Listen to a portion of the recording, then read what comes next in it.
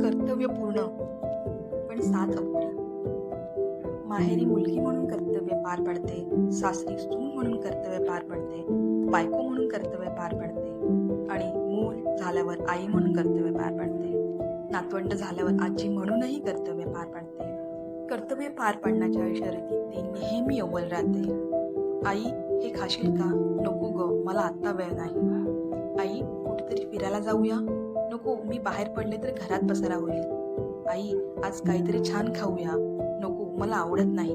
थोडक्यात पैसे खर्च होतील. आई, ही साडी नेस ना, खूप सुंदर आहे. नको ग, मला कोण बघतंय? तुमचे दिवस आहेत, तुम्ही नेसा. आई स्वतःच्या सगळ्या आवडीनिवडी भावना अगदी सहज त्याग करते. फक्त माझं कुटुंब सुखी असावं या एका भावनेने. आता उतारवयात सगळी कर्तव्य पूर्ण झाली आहेत.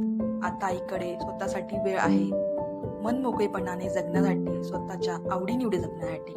पण ज्याच्यासाठी हे सगळं केलं, ज्याच्यामुळे सगळं शक्य झालं, ते बाबा मात्र निघून गेले कायमचे. थोडक्यात सांगेन, आईसाठी थोडा वेळ काढा, ती अजूनही वाट पाहते.